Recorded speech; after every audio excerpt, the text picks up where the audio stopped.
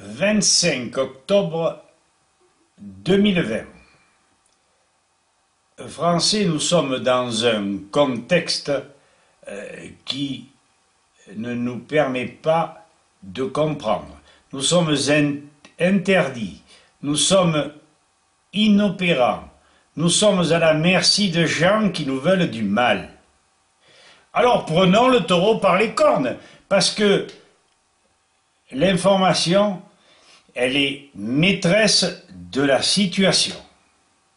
Donc la vidéo s'intitule, tout en prenant le taureau par les cornes, « Contagion humaine ?» avec un point d'interrogation.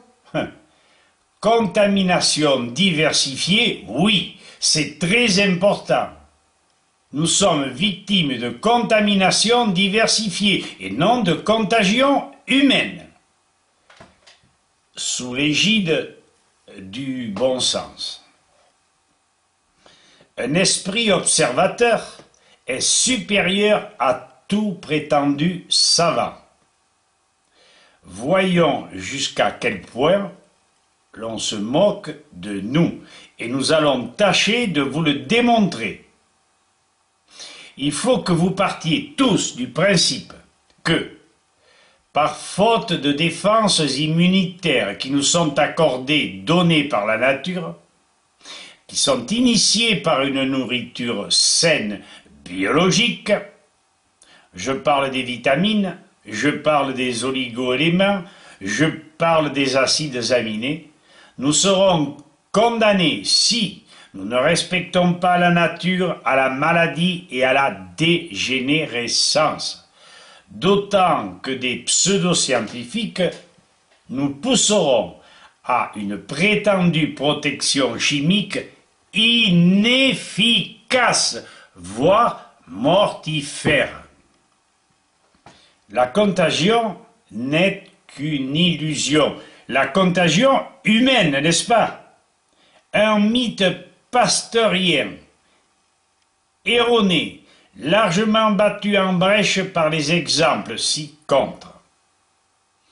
En définitive, défenses immunitaires accrues, respect de la nature, pandémie vaincue. Nos médecins ne savent plus à quel sein se vouer. Beaucoup de petites entreprises, petites et moyennes, restaurateurs parisiens par exemple, paysans, artisans, commerçants, responsables d'associations, tous trompés par une désinformation abjecte, sont incapables de maîtriser la situation économique et sanitaire dans laquelle les pouvoirs publics les ont plongés. Ces derniers, d'ailleurs, je parle des pouvoirs publics, sentent que toutes leurs parades ne servent à rien. Ils le savent et ils ne disent rien. Et ils continuent. Progression ou pas de la pandémie, personne ne voit la fin de cet épisode lourd de conséquences mortifères, avec les masques, les couvre-feux, le confinement, les ordres, les contre-ordres, des arrêts et des décrets qui ne veulent plus rien dire. Rendons-nous à l'évidence, erreur n'est point compte. Nous pensons avoir clarifié le problème, à vous de juger. Lorsque, avec juste raison, Louis-Claude Vincent, par la bioélectronique science chiffrée, démontrait que la lèpre ne se produisait pas par contagion humaine, mais par contamination d'un groupe de personnes s'abreuvant toutes aux mêmes eaux suroxydées par le soleil. L'eau était bien le facteur déclenchant atteignant toute une communauté. Nous étions au Moyen-Âge, n'est-ce pas? Depuis qu'il y a des puits, depuis qu'on prend l'eau à la source, à ce moment-là, il n'y a plus eu de lèpre. Lorsque Jules Tissot Nikanorov, Marinesco, démontré lors de diverses épidémies de peste, suette miliaire, choléra, diphtérie, que la contagion humaine était quasiment nulle. Pourquoi, depuis, n'a-t-on pas retenu les conclusions de ces chercheurs honnêtes et éclairés? Ils s'étaient rendus compte que la cause des épidémies venait bien de la dégringolade de nos défenses immunitaires par des aliments fermentés, donc toxiques. Vous le savez, les céréales ne sont pas normalement ne devraient pas être dans notre alimentation. Nous sommes davantage conditionnés pour manger des fruits et des légumes. Il n'y a pas que nous qui le disons. Venons-en en des temps bien plus proches. Le laboratoire indépendant du docteur en chimie organique Bernard Teyes, Analytica, avec un Y, je mettrai son lien dans la vidéo, à Cuers dans le Var, démontre d'une manière irréfutable, grâce à leurs outils d'investigation, chromatographie et spectrométrie, les pollutions diversifiées et mortifères sur l'ensemble du territoire français. Notre air, nos sols, nos plantes, nos arbres sont pollués par les industriels et les chemtrails. Nous respirons, buvons, mangeons et nous soignons chimiques. Et nous voudrions avoir des défenses immunitaires. Et nous sommes presque tous à terme, dès l'âge de 50 ans, de maladies de dégénérescence.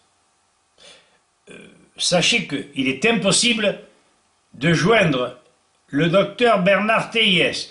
Demandez-vous pourquoi. Il gêne énormément. D'autre part, il faut savoir que les virus ne sont pas responsables de la dernière pandémie. Par Florian Gouttière du 14 mai 2020, journal Libération. Je cite, sur une publication Facebook attribuée au professeur Jacques Théron, neuroradiologue du CHU de Caen. Selon ce texte, grâce à 50 autopsies effectuées à Bergame et à Milan, pourtant interdites, et on sait pourquoi, sur des patients décédés du Covid-19, il a été démontré que le Covid-19 n'est pas une pneumonie, mais une coagulation intravasculaire disséminée, présence de caillots de sang, donc thrombose. Cette coagulation étrange en premier lieu est démystifiée par de nombreuses vidéos et nous mettrons en lien l'une d'entre elles. En outre, nous croyons savoir qu'une bonne partie des populations atteintes, en Italie et en Espagne notamment, au début de l'année 2020, ces populations auraient été vaccinées d'abondance pour contrer la transmission de maladies importées par des migrants. Pour terminer, nous sommes plus de 5 millions de personnes, grâce au professeur Jean-Bernard Fourtillant, que non seulement on nous incite à la vaccination, entre autres contre la grippe, mais que les adjuvants contenus dans les vaccins, et il y en a pour l'instant sur les 11 dans l'obligation vaccinale, et il y en a 8 qui contiennent de l'aluminium, sont mortifères, et que tout vaccin contenant au moins de l'aluminium est interdit par l'OMS depuis 1996. Intervention du professeur Fourtillant et du docteur Chaleur sur Jasper Madère, tout dernièrement au sujet des vaccins. Et ils n'ont pas tout dit.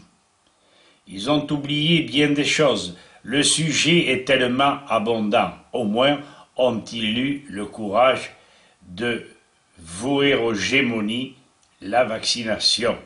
Enfin, Il est bien prouvé que toute vaccination diminue notablement les défenses immunitaires du corps,